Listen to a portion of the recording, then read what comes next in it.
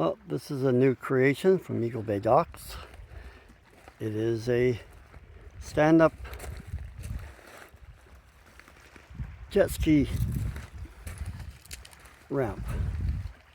They tilt. That's in the up position. This goes down. You can move that bar up or down to adjust the height so that it's too steep.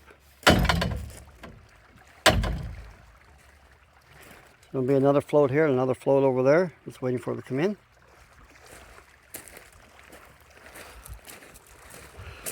This is one of a kind. Nobody else has one like this.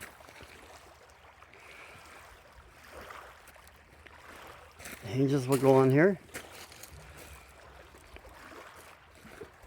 for locking it right there.